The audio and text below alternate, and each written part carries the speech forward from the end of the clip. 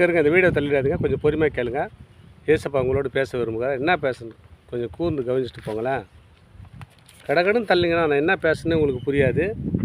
தேவன் உங்களோடு என்ன இடப்படுறதுன்னு தெரியாது. கொஞ்சம் கூர்ந்து கவனிங்க, பொறுமையாக கேளுங்க. நம்ம வாழ்க்கையில் ஆலயத்துக்கு போகிறேன், அநேக நாள் நான் ஃபாஸ்டிங் போட்டிருக்கிறேன், அநேக நாள் ஆண்டு ஊழியத்தை செய்திருக்கிறேன்.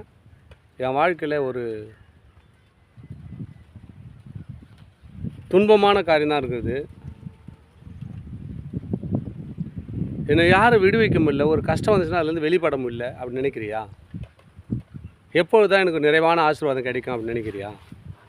ஆண்டவர் உங்களை பார்த்து தான் பேசுகிறார். இந்த வீடியோ பார்க்குற அன்பு சகோதர சகோதரிகளே,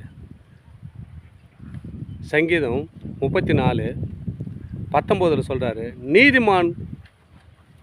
நீதிமானுக்கு வரும் துன்பங்கள் அநேகமாக இருக்கும், கர்த்தர் அவைகள் எல்லாவற்றிலும் நின்று அவனை விடுவிப்பார். துன்பம் வரும்போது கவலைப்படாதீங்க, அநேக துன்பங்கள் வரும்ன்றார். நீதிமான்னா யார்? நீதியாக நீ வேலை செய்கிறப்பா, என்னுடைய பாதப்படியில் நீதியாக நீ ஃபாஸ்டிங் போடுற, என் ஊழியத்தை தொடர்ந்து செய்கிற மகனே மகளே, உனக்கு அநேக துன்பங்கள் இருக்கும்பா, நீ கவலைப்படாத, அதுலேருந்து நான் விடுதலை தரப்போகிறோம்பான்னு அவங்கள பார்த்து பேசுகிறார்.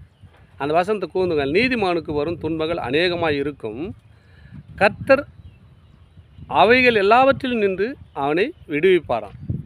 நீ பயப்படாதப்பா, ஏன் சோர்ந்து உக்காந்துருக்குற? இவ்வளோ ஊழியம் பண்ணுறேன், இவ்வளோ பிரச்சனை பண்ணுறேன், ஏன் பிரச்சனை தெரியலன்னு நினைக்கிறியா? ஆண்டவர் விடுவிப்பேன்னு சொல்லிட்டாரு. பயப்படாதீங்க. உன் வேலை செய்ய வேண்டிய வேலையை, ஆண்டவருக்காக ஓட வேண்டிய ஓட்டத்தை தொடர்ந்து ஓடுங்க. நிச்சயமாக கர்த்தர் உங்களை ஆசீர்வதித்து வழி நடத்துவார். சோர்ந்து உட்காராத.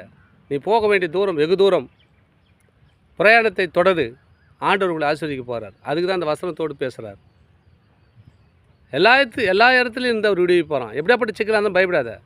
ஏசப்பா உன்னோடு இருக்கிறார், உன்னோடு பேசுகிறார், உங்களோடு இடைப்படுகிறார். அதுதான் இந்த வார்த்தை. நீதிமானுக்கு வரும் துன்பங்கள், நீதியாக என்னுடைய வேலை செய்கிற பிள்ளைகளுக்கு அநேக துன்பங்கள் வரும், அவைகள் எல்லாவற்றிலும் இருந்து அவர் விடுவிப்பாராம். பயப்படாதீங்க மகனே மகளே, ஆண்டவர் தான் பேசுகிறார் உங்களோடு, நான் பேசலை. ஆண்டவர் சொன்னால் சொல்லிட்டேன். சோர்ந்து உட்காந்துருக்காத, உன் ஊழியத்தை தொடர்ந்து செய். ஆண்டவர் உங்களை உயர்த்தி மகிழப் போகிறார், மேலும் உயர்த்தப் போகிறார். அதுக்காகத்தான் அந்த வார்த்தை. நீ தொடர்ந்து ஓடு, தொடர்ந்து போராடு. ஆண்டவர் உன்னை ஆசீர்வதித்து வழிநடத்த வல்லவராக இருக்கார். ஆமேன்.